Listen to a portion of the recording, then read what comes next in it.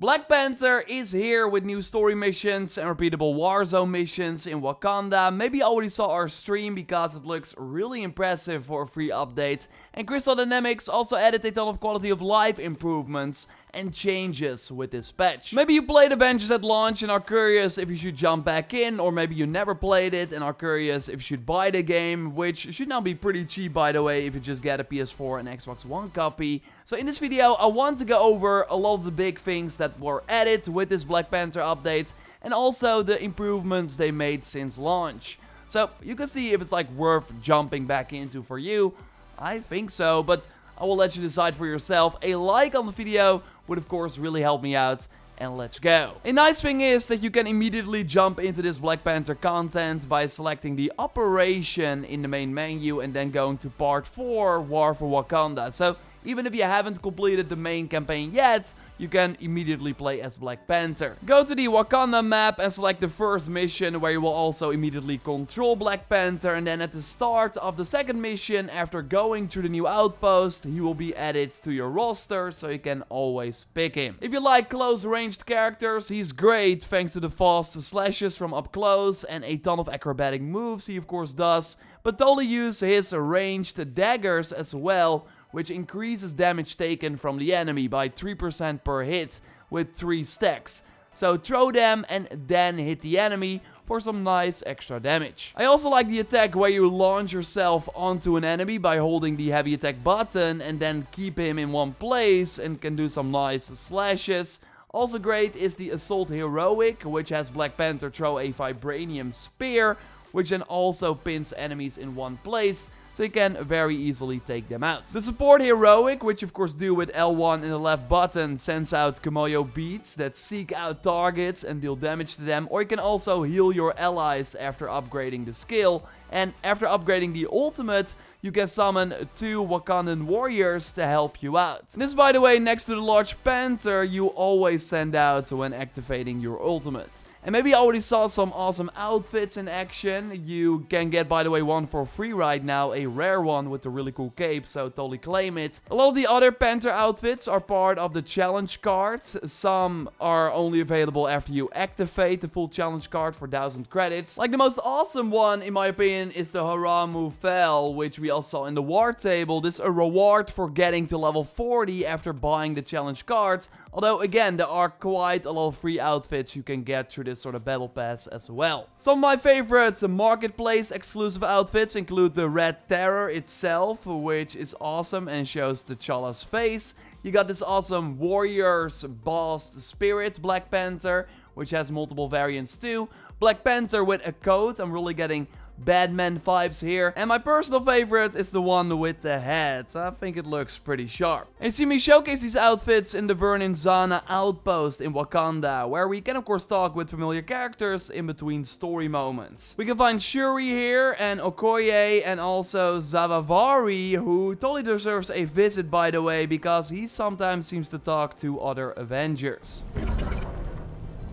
Well, this is a pleasant surprise, Wanda. Okay, not sure if this is a tease for Scarlet Witch as a future character, but it's certainly interesting. Of course, in the hub, you also got a gear vendor and other terminals and the war table to pick a mission and to explore Wakanda. And we already had like forest or kind of jungle areas in the main game, but they really did a great job of making this feel way more alive. We all see completely new assets for chests and breakable objects. Some of the familiar objectives, like the vending points, has changed up now with extra elements like turrets that fire and also extra firepower you can activate. And next to the jungles, there are also tombs that you have to go to, which contain some brand new puzzles. Like, it really feels like its own expansion. While I totally liked the Kate Bishop and Clint storylines they added, that felt more like the same thing. And that's not the case with Black Panther. And it's also thanks to the new enemies. Yes, there are still AIM robots in Wakanda, but we now also have the new Claw Company enemies that totally require some new tactics. Like, they're surprisingly strong.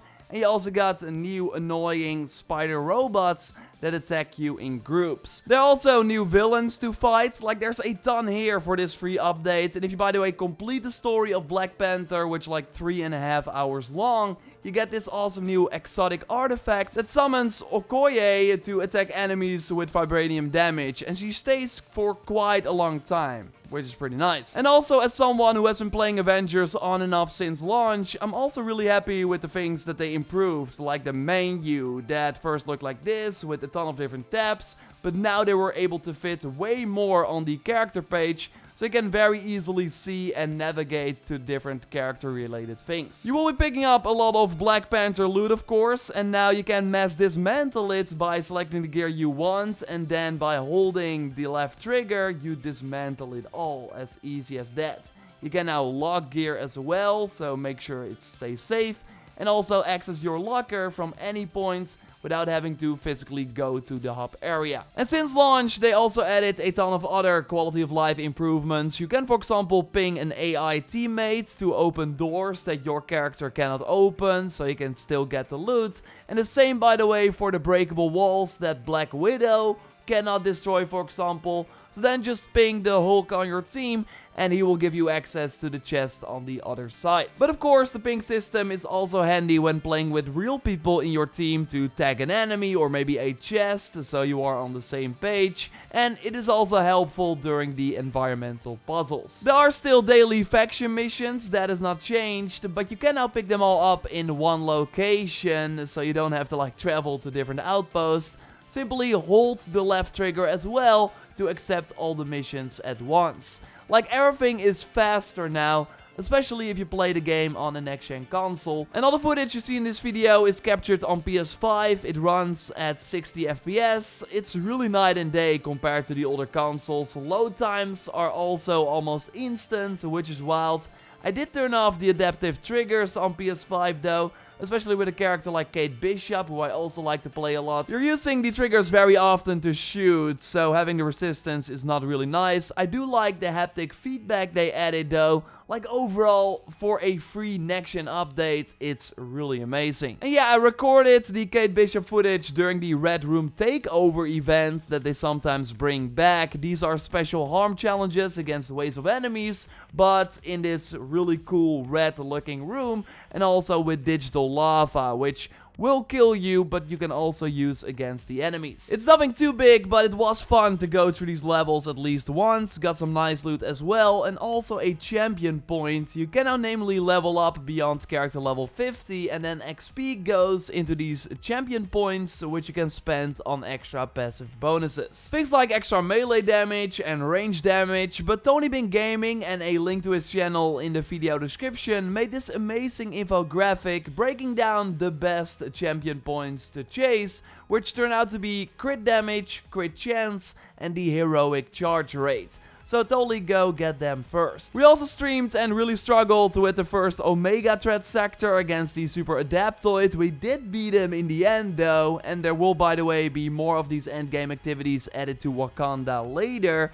No, but I want to give a shout out to another boss fight they added post-launch, and that's the Monica villain sector, which has different phases and some really cool mechanics. You really have to work together with your team, and while making our way to the boss fight, we encountered a brand new cargo runner, basically a loot minion, which you have to take out really fast to get a lot of extra legendaries. Small things like this that happen randomly can totally make running the same levels a bit more exciting. Right now, we're of course all playing the Black Panther stuff. Again, it's really great, but how long till we run out of things to do again? Which is pretty important for a live service game. Will they already have something big in September? Spider-Man should at least hit this year. So I'm really curious what will happen next. Although I already think that for the cheap price that you can get the Avengers right now, especially on older consoles, with again a free next-gen upgrade, like buying the game and only playing through the single-player content, and now especially with the Wakanda stuff, is already worth it. Totally subscribe for more Marvel's Avengers content and streams if you haven't already. A like on the video would really help me out, and check out our Wakanda stream by clicking on the screen. For now, I will speak to you next time. Goodbye.